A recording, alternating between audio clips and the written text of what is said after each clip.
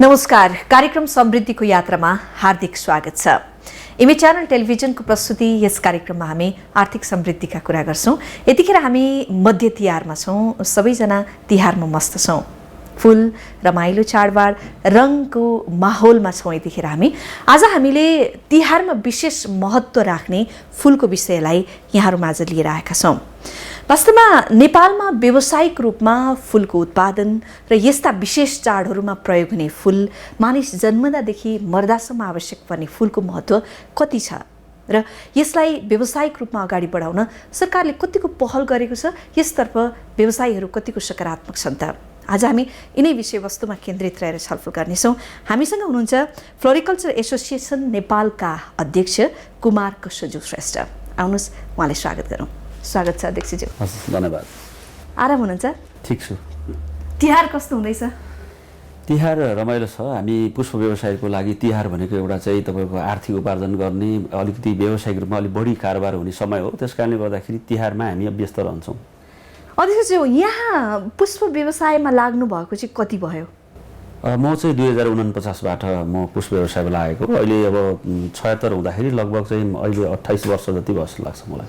एउटा फूलको व्यवसाय गर्ने व्यवसायीका लागि अथवा कृषकको लागि नेपालमा कस्तो छ स्थिति? त्यो व्यवसाय गरेर जीविकापार्जन गर्न सक्न सम्भावना अथवा सहज छ? हाम्रो फ्लोरिकल्चर एसोसिएसनले त एउटा हामीले घोषणा गरेका छौँ, अब हामी जीविकोपार्जन भन्ने शब्दकोशबाट हामी फ्लोरिकल्चरबाट हटाउनुपर्छ भनेर।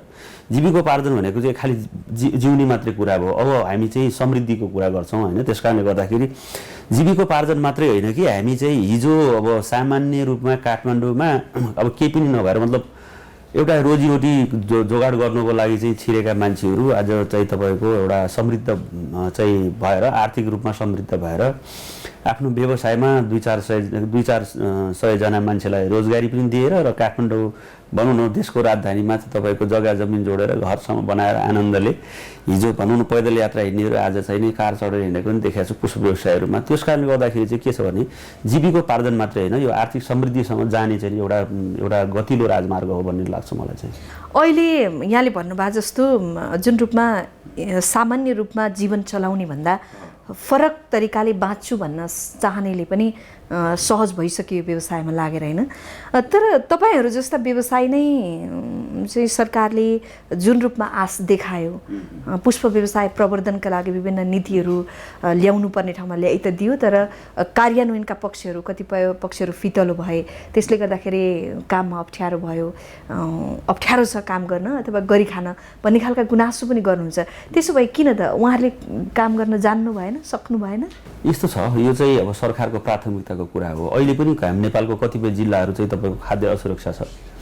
खाद्य सुरक्षाको लागि मात्रै नेपाल सरकारको प्रतिनिधिहरू भन्नुपर्छ, मैले चाहिँ अब राष्ट्र सेवा कर्मचारीहरू भन्नुपर्छ, पोलिसी मेकर पनि उहाँहरू हो। आवश्यकता के छ भनेर सरकारलाई जानकारी गराउनु पनि उहाँहरू नै हो। त्यस कारणले गर्दाखेरि चाहिँ अहिले पनि नेपाल सरकारका सबै संरचनाहरू भनौँ मतलब कृषिसँग जोडिएका संरचनाहरू चाहिँ अब खाद्य सुरक्षाको लागि मात्रै काम गरिरहेछ। मलाई लाग्छ 21औं शताब्दीमा पनि अहिले पनि हामी चाहिँ खानको लागि चाहिँ तपाईँको अन्न उत्पादन गर्नुपर्छ। त्यो अन्न उत्पादन गरेन भने हामी खान पाउँदैनौँ भन्ने खालको जुन खालको सोच छ नि, त्यसका वैकल्पिक चाहिँ नि तपाईँको के अरे कृषिजन्य वस्तुहरू छन् यहाँ नेपालमा, तर चाहिँ नि त्यताप्रति चाहिँ ध्यान दिएको पाइँदैन। अब हामीले चाहिँ नि देशको सबै भूभागमा गहुँ खेती हुन्छ, धान खेती हुन्छ, मकै खेती हुन्छ, अथवा चाहिँ नि अन्य फापर खेती हुन्छ, कोदो खेती हुन्छ। ती खेती नहुने जग्गाहरू पनि धेरै छन् क्या।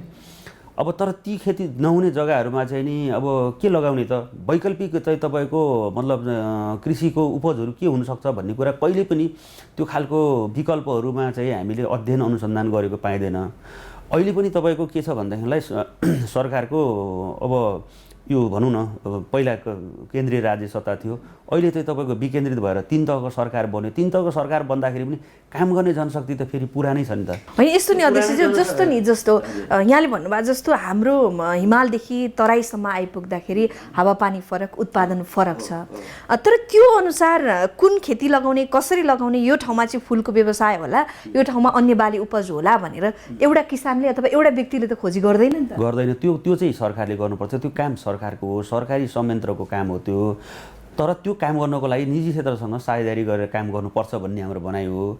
तर के छ भनेदेखि मैले अघि फेरि पनि जोडेँ, मैले सरकार अहिले पनि तपाईँको कृषि मतलब सिरियल क्रपको चाहिँ नि विकल्पमा अरू विकल्पहरू खोजिराखेका छैन र किसानहरूलाई चाहिँ नि निर्विकल्प त्यही एउटै खालको चाहिँ नि तपाईँको परम्परागत चाहिँ त्यो अन्न बालीहरू खेती गरिराखेका छ। त्यस कारणले गर्दाखेरि त अहिले सबै चाहिँ नि तपाईँको काम गर्ने मान्छेहरू त्यो परम्परागत चाहिँ नि खेती प्रणाली छ, त्यही उत्पादन छ, भए पनि त्यही उत्पादन गरिरहेको छ, नभए पनि त्यही रटान दिइराखेको छ।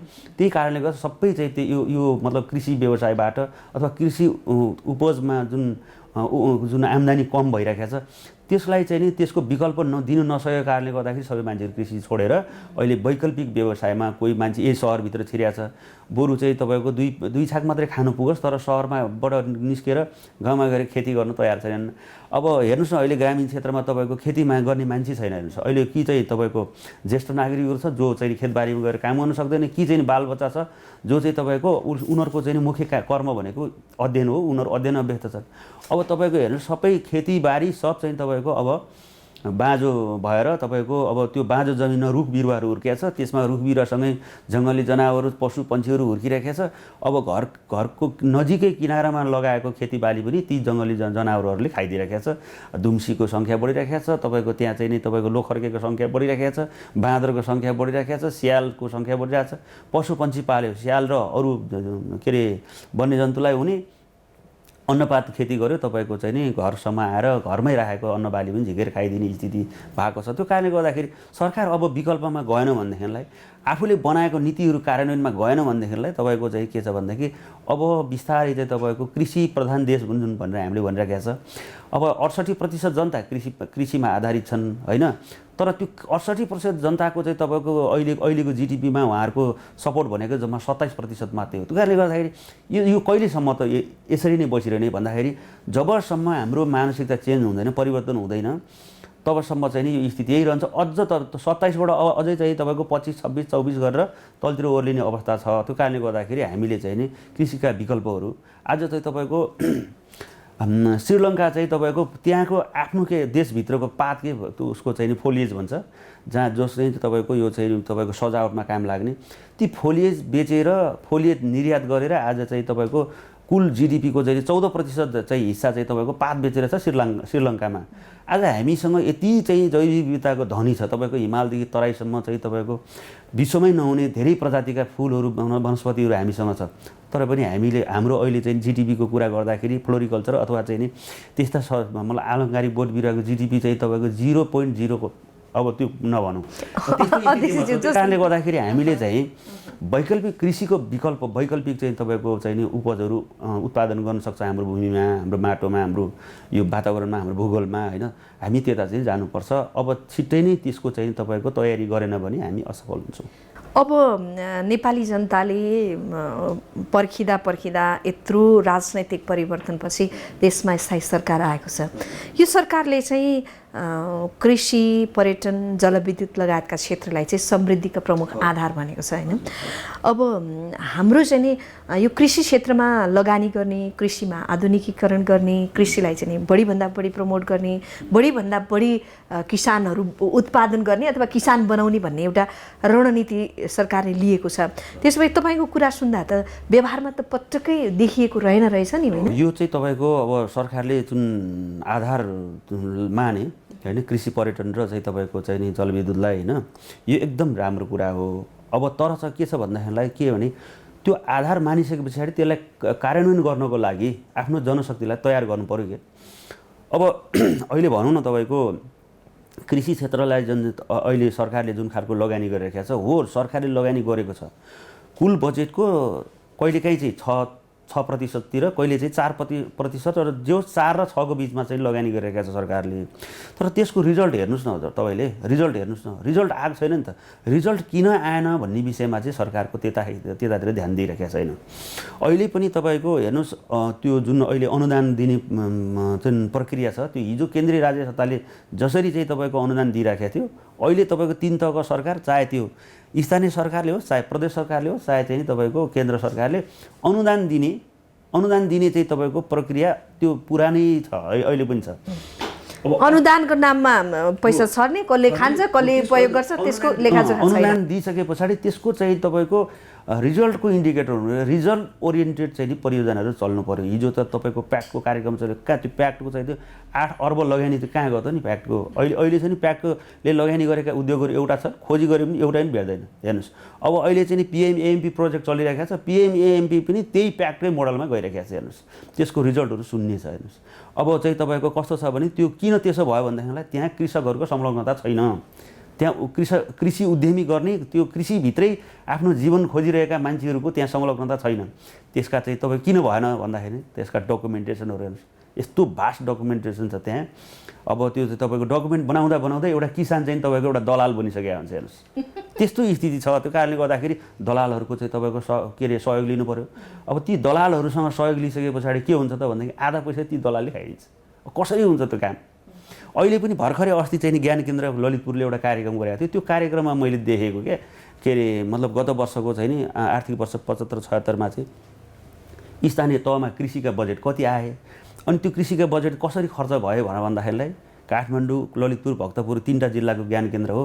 त्यहाँका कृषि प्राविधिकहरूले के भन्नुहुन्छ भनेदेखि 1 किलो भटमासको बिउ बाँडे, अनि त्यस पछाडि त्यो के अरे तपाईँको मिनी किटहरू बाँडे, अनि 2 किलोको चाहिँ च्याउको बिउ बाँडे। अब यस्तो तरिकाले पनि कहीँ कृषिको समृद्धिको भेट्न सक्छ हामीले, यस्तो तरिकाले कृषिमा समृद्धि भेट्न सक्दैन हो। यही असफल कार्यक्रम भएको कारणले गर्दाखेरि देशको व्यवस्था परिवर्तन भएको। तर फेरि देशको व्यवस्था परिवर्तन भए पनि, संरचना परिवर्तन भए पनि कार्यान्वयन गर्ने, काम गर्ने, योजना सञ्चालन गर्ने पुरानै मोडलले त फेरि नयाँ कुरा कहाँबाट भेट्न सकिन्छ हामीले। त्यो कारणले गर्दाखेरि पनि हामीले त्यसको विकल्प खोजिरहेका छौँ हैन।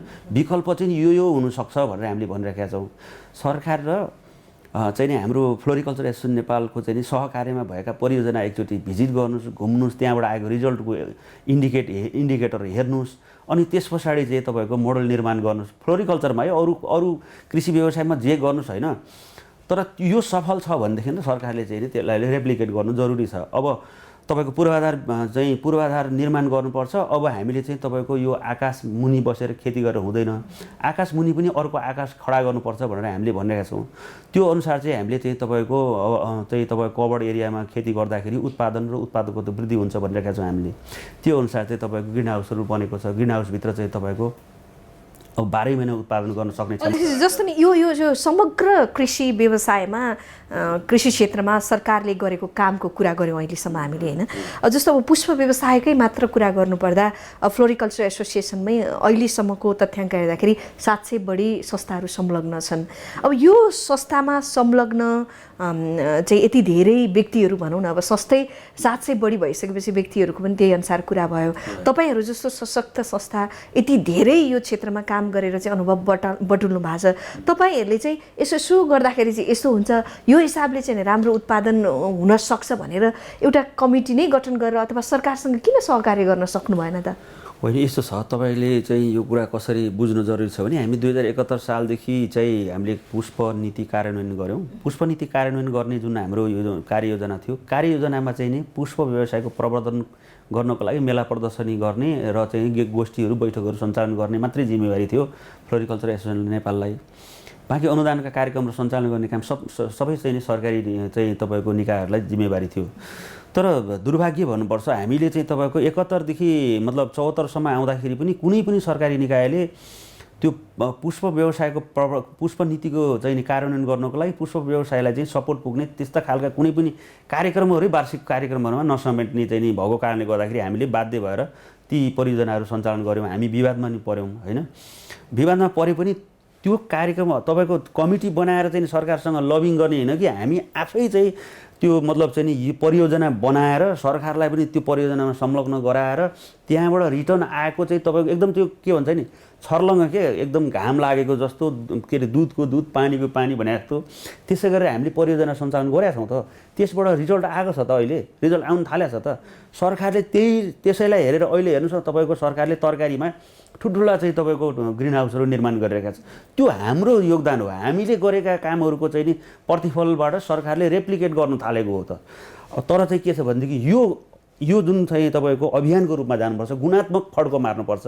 यो चाहिँ तपाईँको केही गरे जस्तो केही भन्या जस्तो गरेर हुन्न के, एकदम अभियानको रूपमा गर्नु पर्यो, एउटा पकेट क्षेत्र बनाएर काम गर्नु पर्यो। अहिले जुन चाहिँ नि पिएमएमपी प्रोजेक्ट चलिरहेको छ नि, यो प्रोजेक्टलाई चाहिँ नि हाम्रो जतिको चाहिँ तपाईँको उचाइमा लानु सक्यो भने पनि अहिले जुन कृषिको जुन खाद्य पदार्थ के अरे वस्तुहरू चाहिँ इन्डियाबाट आइरहेको छ, के मात्रै आएको छैन। इन्डियाले चाहिँ प्याज रोक्यो भने नेपालमा प्याजै खानु, यसपालि दसैँमा हामीले चाहिँ प्याजै किनेर खानु पाइएन। यस्तो स्थिति छ क्या, यो लाज मर्नु कुरा हो क्या, बुझ्नु होइन। नेपालको तराईदेखि हिमालसम्म कहाँ प्याज फल्दैन ल भन्नुहोस् त, कहाँ लसुन फल्दैन भन्नुहोस् त। जुम्लाको लसुन चाहिँ प्रख्यात छैन, जुम्लाको लसुन किलोको चाहिँ 500 रुपियाँतिर खान तयार छ नेपालीहरू। अनि यस्तो भूभाग, यस्तो भूगोलमा यति सम्पन्न माटो छ हाम्रो, समृद्ध माटो छ। यो माटोलाई हामीले उपयोग गर्न सकेन। किन सकेन भन्देखिलाई सरकारका चाहिँ तपाईँको सरकारले सही नीति सही बाटो चाहिँ पहिल्याउन नसक्दाखेरि हो। पब्लिकहरू त तपाईँको चाहिँ काम गर्न तयार छन्, यहाँ काम गर्न तयार छन्, उत्पादन गर्यो, फेरि बजारमा जाने बेलामा फेरि भारतको चाहिँ तपाईँको भारतीय वस्तुसँग प्रतिस्पर्धा गर्नुपर्छ। हजुर, हामी फुलको क्षेत्रमा चाहिँ आत्मनिर्भर छौँ अहिलेको कन्डिसनमा? अब हामी आत्मनिर्भर नै भन्नु मिल्दैन। अब केही वस्तुहरू जुन जाडो मौसममा नेपालमा फुलको उत्पादनहरू कम हुन्छ जाडोको कारणले गर्दाखेरि, त्यस कारणले गर्दाखेरि चाहिँ अब अहिले जाडो मौसममा अलिअलि फुलहरू हामीले आयात गरिरहेका छौँ। र अर्को कुरा चाहिँ अब तिहारको बेलामा अब हामीले भनेर हुँदैन, तिहारको बेलामा चाहिँ समाचारहरू बन्छन् भारतबाट चाहिँ फुल आयात गर्नु परेको छ भन्छ, तर यति ठुलो समाचार बन्नुपर्ने त होइन। अब जस्तो आयात हुन्छ भने त बन्छ नि अध्यक्षजी, यो समाचार फेरि आयात नै नहुने कुरालाई बनायो भने चाहिँ त्यसमा आपत्ति हुने भयो हेर्नु होइन। तर चाहिँ के छ भन्देखिलाई अब हेर्नुहोस् के छ भने नेपालको फुलको बजार भनेको चाहिँ नि बजार चाहिँ नि सामान्य दिनहरूमा एकदम सानो बजार छ। र नेपालीहरूको चाहिँ जुन खालको जुन ह्याबिट छ नि, त्यसले गर्दाखेरि नि ह्याबिट र नेचरले पनि के छ भन्देखिलाई अब तिहारको बेलामा चाहिँ भरमार चाहिँ नि फुलको माग हुने, अनि तिहारको भोलिपल्टबाट फेरि माग चाहिँ सामान्य अवस्थामा फर्किने भन्दाखेरि चाहिँ के हुन्छ नि, तिहारको बेलामा मात्रै चाहिँ नि अत्याधिक उत्पादन गरेको भोलिपल्ट फेरि बिक्री गर्ने ठाउँ छैन क्या। हामीले त्यस्तो खालको नयाँ उद्योगहरू जस्तो त्यसको चाहिँ नि अरू रिफर्म गर्ने फुलका चाहिँ एब्स्ट्राक्टहरूलाई रिफर्म गर्ने चाहिँ नि उद्योगहरू पनि छैन नेपालमा। कोल्ड स्टोर पनि छैन। अब कोल्ड स्टोर भए पनि अब निश्चित समयसम्म मात्रै प्रिजर्भ हुन्छ नि, त्यो त वर्षौँसम्म त हुने होइन। त्यो कारणले गर्दाखेरि पनि अब व्यवसायहरूले त्यता लगानी गर्न चाहँदैन। एउटा कुरा त्यो हो। अर्को कुरा चाहिँ मुख्य कुरा चाहिँ आज व्यवसायहरूले लगानी गरेर देशमा चाहिँ फुललाई आत्मनिर्भर बनाउने भयो। तर चाहिँ भोलि फुलको व्यापार भएन, फेरि चाहिँ तपाईँको खुला बोर्डरको कारणले गर्दाखेरि भारतीय फुलसँग प्रतिस्पर्धा गर्नुपर्ने स्थिति छ। अब भोलि चाहिँ हाम्रो कम्पनी डुब्यो भने त न सरकारले रेस्क्यु गर्छ त सरकारले रेस्क्यु गर्दैन नि त। आजसम्म कुन उद्योगलाई सरकारले रेस्क्यु गरेको छ भन्नु त? त्यो उद्योग व्यवसाय त तपाईँको घर जग्गा सबै ब्याङ्कमा धितो राखेर त्यहाँबाट ऋण लिएर त त्यो उद्योग सञ्चालन गरे हुन्छ। अनि त्यसको वस्तु चाहिँ नि उत्पादन भएको वस्तु बिक्री वितरण नभए त उसको ब्याङ्कले चाहिँ सिधै चाहिँ तपाईँको घर जग्गा त लिलाम गर्छ। निर्यात गर्ने ठाउँ त छन् नि त हाम्रा होइन, निर्यात गर्नको लागि पनि त निर्यात गर्न योग्य वस्तुको गुणस्तरीय वस्तु उत्पादन गर्नु पर्यो। फेरि निर्यात भनेको मतलब एकचोटि मात्रै निर्यात गरेर त भएन होइन। अन्तर्राष्ट्रिय बजारमा निर्यात गर्नु सजिलो छैन। तपाईँको के छ भन्देखिलाई अन्तर्राष्ट्रिय बजारमा निर्यात गर्नको लागि 3टा कुरा जरुरी छ, क्वालिटी, क्वान्टिटी र कन्टिन्युटी। यो 3टा कुरा हामीले हुन सकेन भनेदेखि अन्तर्राष्ट्रिय बजारमा गएर हाम्रो चाहिँ नि छवि मात्रै बिग्रिन्छ। त्यो कारणले गर्दाखेरि अहिलेसम्म केही बिग्रेको छैन। हामी 5 वर्षदेखि नेपालको फुलको गुणस्तर विकासको लागि चाहिँ हामीले साउथ कोरियाबाट चाहिँ नि विश्वलाई देखाइरहेको छ कि हाम्रो फुल चाहिँ नि हेर तिमीहरूले कुन फुल तिमीहरूको चाहिँ नि मागमा पर्छ भन हामीलाई भनेर हाम्रो क्षमता विकास गरिरहेको छ। हाम्रो उत्पादन चाहिँ साउथ कोरियाबाट विश्वलाई देखाइरहेको छ। अस्ति भर्खर ढाकामा चाहिँ तपाईँको DICCले जुन अन्तर्राष्ट्रिय एक्सपो गर्यो पहिलोचोटि, त्यो एक्सपोमा पनि हामीले चाहिँ तपाईँको नेपालको वस्तु लगाएर प्रदर्शन गऱ्यौँ। र चाहिँ तपाईँको साउथ एसिया पेसिफिकका केही देशहरूले चाहिँ नि हाम्रो फुल मन पराएका छन् र हामी एक्सपोर्ट गर्नको लागि हामी तयारी गरिराखेका छौँ। कम्तीमा नि 10वटा यस्तो फार्महरू विकास गर्दैछौँ हामीले। उहाँहरू चाहिँ तपाईँको नेपालभित्र फुल नबेच्ने, उहाँको सी ग्रेडको फुल चाहिँ नेपालमा, बाँकी ए र बी चाहिँ तपाईँको चाहिँ अन्तर्राष्ट्रिय बजारमा मात्रै जानको लागि हामीले त्यस्तो व्यवसायहरू हामीले तयारी गरिरहेका छौँ। अब त्यो चाहिँ गर्नको लागि चाहिँ के छ भने फेरि हाम्रो मात्रै पहलले हुँदैन क्या। सरकारले त्यसलाई के दिनुपर्ने सुविधा दिनु पऱ्यो नि त। पूर्वाधार विकासमा सुविधा दिने अथवा भन्सारबाट चाहिँ सामानहरू आयात गर्नु, मतलब केही अब जुन प्रविधिहरू आयात गर्नुपर्छ ती आयात गर्दा सुविधा दिने, त्यसका चाहिँ बिमाका चाहिँ सुविधाहरू दिने। हिजो चाहिँ पुष्प नीतिमा लेखेका कुराहरू अब त्यो नदिने हो भनेदेखि हामी सरकारले अब नदिने, अब पुष्प नीति चाहिँ नि मा भएका कुराहरू हामी दिँदैनौँ भन्नु पऱ्यो। यदि दिने छ भने त त्यहाँ त पुष्प नीतिमा त सबै भएको छ नि त होइन। भन्सारहरू छुट गराउने, अब चाहिँ नि त्यो सहुलियतपूर्ण ऋण दिने, परियोजना धितोमा राखेर ऋण दिने व्यवस्था मिलाउने छ बनाएको छ होइन। त्यस पछाडि तपाईँको चाहिँ नि अब सरकारले चाहिँ कोल्ड चेनहरू दिने भनेको छ, यता चाहिँ कोल्ड भ्यानहरू चाहिँ चिलिङ ट्रकहरू दिने भनेको छ। यो कहिलेसम्ममा भन्ने कुरा होला फेरि। हो, त्यस्तो कारणले गर्दाखेरि चाहिँ नि सरकार चाहिँ नि यदि साँच्चै नै सरकार चाहिँ नि कृषिलाई चाहिँ नि समृद्धिको आधार स्तम्भ मानेको हो भनेदेखि आवश्यकता के हो त भन्ने कुरा त्यो मतलब हामीसँग के निजी क्षेत्रसँग त्यसका आवश्यकता के हो भन्ने कुरा हामीसँग डेटाहरू छन्। त्यो डेटा भएका चाहिँ नि सङ्घ संस्थाहरूसँग सहकार्य गर्नु, छलफल गर्नु, सरकारले चाहिँ नि त्यसलाई चाहिँ लाज मान्नु, घिन मान्नु भएन क्या। सरकार चाहिँ नि निजी साझेदारी के अरे चाहिँ निजी सरकारी साझेदारी नगरेसम्म कुनै पनि क्षेत्रको विकास हुँदैन। त्यो कुरा चाहिँ तपाईँको भिजिट नेपाल 1998मा के अरे काठमाडौँ चाहिँ कसरी चाहिँ नि मतलब हरियाली बनाउनको लागि अभियान सुरु गरे, बिचमा चाहिँ नि साझेदारी भएन, कसरी बिग्रे, फेरि अहिले साझेदारी भइरहेको छ, कसरी माथि आइरहेको छ। यो कुरा चाहिँ सरकारले त्यो राम्रा चाहिँ तपाईँको परियोजनाहरूलाई सरकारले चाहिँ रेप्लिकेट गर्नुपर्छ, त्यसको अनुसरण गर्नुपर्छ भन्ने कुरा हो। अध्यक्षज्यू, अब अहिलेको सन्दर्भमा हेर्दा यसपटकको तिहारमा चाहिँ हाम्रो कति जति फुल आयात गर्नु पर्ला? लगभग अब पैसामै पनि कुरा गर्नुपर्दा चाहिँ हामीले कति पैसा विदेशीलाई बुझाउनु पर्ला फुलको नाममा? बुझायौँ भनौँ न अहिलेसम्म लगभग। हजुरको के छ भने अहिले यतिखेर मैले भनिरहेको तथ्याङ्क भन्दा अब फरक छ, बजारको अवस्था फरक छ। अहिले म हिजो मात्रै आज हामी सिडिओ कार्यालयमा जाँदैछौँ होइन। सरकारले चाहिँ नि व्यवसायीले उत्पादन गरेको वस्तुहरू चाहिँ नि बिक्री गर्नको लागि चाहिँ नि भारतीय वस्तुसँग प्रतिस्पर्धा गर्ने काम बन्द गर्नुपर्छ भनेर हामी सरकारलाई रिक्वेस्ट गर्दैछौँ होइन। अब फुलहरू चाहिँ नि तपाईँको अब यतिखेर चाहिँ नि तिहारमा फुलको कारोबार हुन्छ। हामी वर्षौँदेखि चाहिँ फुलको व्यवसाय गरिरहेका छौँ। जब तिहारमा कारोबार हुने बेलामा चाहिँ तपाईँको सुन व्यापारीदेखि उन व्यापारीसम्म, तरकारी व्यापारीदेखि चाहिँ मन्डी व्यापारीसम्म सबैजना फुल चाहिँ भारतबाट ल्याएर स्टक गरिरहेको अवस्था हुन्छ। त्यो अवस्थालाई चाहिँ नि हामीले हटाउनुपर्छ पहिला, सबभन्दा पहिला के। अनि अब आवश्यक छैन नि त आयात गर्नलाई। हामीसँग उत्पादन छ, हाम्रो ग्रामीण क्षेत्रमा उत्पादन छ, त्यो उत्पादन भएको वस्तु सहरसम्म ल्याउने वातावरण हामी बनाउँछौँ र त्यसलाई चाहिँ नि उचित मूल्यमा बिक्री वितरण गर्ने हामी वातावरण बनाउँछौँ भनेर हामीले भनिरहेका छौँ। तर चाहिँ तपाईँको ती व्यापारीहरू जो नाफा, म चाहिँ सिधा भन्दाखेरि हाम्रो फ्लोरिकल्चर एसोसिएसनको भाषामा चाहिँ तिनीलाई नाफाखोर भन्छौँ हामी। ती नाफाखोरहरूले निश्चित समयमा जतिखेर जे बिक्री हुन्छ त्यतिखेर चाहिँ नाफा बुक गरिहाल्ने, वस्तु ल्याएर चाहिँ नि बजारमा छर्ने। त्यसो गर्दाखेरि के हुन्छ भन्दाखेरिलाई न उसलाई चाहिँ नि यो पुसो व्यवसायको भविष्यको चिन्ता छ, न उपभोक्ताले चाहिँ तपाईँ उपभोक्ताको चाहिँ नि मतलब उपभोक्ता अधिकारको चिन्ता छ। मतलब छैन उसलाई के छ मतलब भन्दाखेरिलाई नाफा बुक गर्ने मतलब हो, नाफा कमाउने मतलब हो। त्यो कारणले गर्दाखेरि केही वस्तुहरू अपुग छ भनेर हामीले सूचना गरेका छौँ। तिहारमा चाहिँ नि यो वर्षको तिहारमा 2.5 लाख माला चाहिँ अपुग छ भनेर हामीले भनेका छौँ। त्यो अपुग माला चाहिँ तपाईँको चाहिँ भारतीय बजारबाट आएको छ र गत वर्षको चाहिँ तपाईँको हाम्रो चाहिँ गत वर्ष के रह्यो भन्दाखेरिलाई नेपालीहरूमा नि नेपाली उपभोक्तामा अलिकति मतलब चेन्ज चाहिँ आएको छ। म नेपाली हो, म नेपाललाई माया गर्नुपर्छ, अब नेपाली वस्तु किन्नुपर्छ, अनि ताजा वस्तुको किन्नुपर्छ, गुणस्तरीय वस्तु किन्नुपर्छ भन्ने नेपाली उपभोक्ताहरूमा जुन चेतनाको विकास भइरहेको छ त्यो हामी एकदमै खुसी छौँ। गत चाहिँ तिहारमा भारतीय फुलहरू चाहिँ ट्रकका ट्रक फुल चाहिँ नि सडकमै छोडेर त्यत्तिकै भागेको हामीले पाएका छौँ।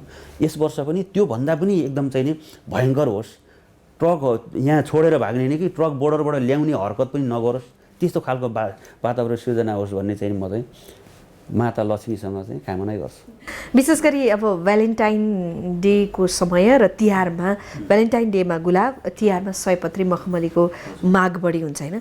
यसका अलावा अरू समयमा चाहिँ हाम्रो सरदर कारोबार कति जतिको हुन्छ वार्षिक रूपमा? हामीले चाहिँ गत वर्षको चाहिँ हाम्रो कारोबार भएको तथ्याङ्क चाहिँ हाम्रो 2 अर्ब 42 करोडको कारोबार भएको छ यो 75-76मा। त्यसमा चाहिँ तपाईँको हाम्रो निर्यात चाहिँ 1 करोड जतिको निर्यात छ र आयात चाहिँ त 19 करोडको आयात पाएको छ। पछिल्लो समयमा भारतीय बजारबाट भन्दा पनि युरोपियन बजारबाट अलिकति आयात वृद्धि भइरहेको छ। किन भन्दाखेरिलाई युरोपियन पहिला चाहिँ नि युरोपियन बजारमा फुलको प्रजातिको विकास हुन्थ्यो, प्रविधिको विकास हुन्थ्यो, अनि त्यो चाहिँ भारत हुँदै नेपालमा आउँथ्यो। अहिले चाहिँ हाम्रो सिधा चाहिँ नि युरोपसँग सिधा सम्पर्क छ, अनि भारतीय बजारबाट चाहिँ हामी त्यति धेरै वस्तु किन्दैनौँ। भारतीय बजारबाट आउने भनेको चाहिँ तपाईँको ग्रिन हाउसहरू आउँछ। त्यस पछाडि केही माउबोटहरू आउँछ, बाँकी चाहिँ तपाईँको अहिले चाहिँ धेरै एसोर्टमेन्टहरू चाहिँ सिधा चाहिँ युरोपबाट नेपाल आइरहेको छ। अब त्यस्ता वस्तुहरू चाहिँ नेपालभित्रै उत्पादन गर्नको लागि हामीले चाहिँ तपाईँको उताबाट चाहिँ केही मतलब चाहिँ नि कपिराइट त्यो लिएर हामीले नेपालमै त्यस्तो खालको चाहिँ नि उत्पादन स्टेसनहरू बनाउने अहिले प्रयास भइरहेको छ। हामीले इटलीसँग पनि कुरा गरिरहेका छौँ, स्पेनसँग पनि कुरा गरिरहेका छौँ।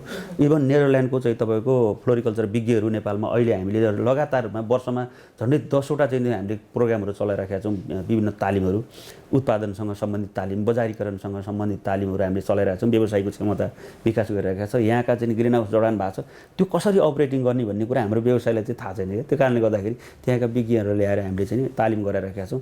त्यो हिसाबले चाहिँ के छ भने अहिले युरोप र नेपालको पुष्प व्यवसाय चाहिँ एकदम डाइरेक्ट चाहिँ हाम्रो कनेक्सनमा भएको कारणले गर्दाखेरि हामीलाई सजिलो पनि भएको छ। अध्यक्षज्यू, अब जस्तो यहाँको कुरा अनुसार त हाम्रो फुलहरूले पनि विशेष गरी युरोपियन कन्ट्रीहरूमा राम्रै बजार पाएका रहेछन् होइन।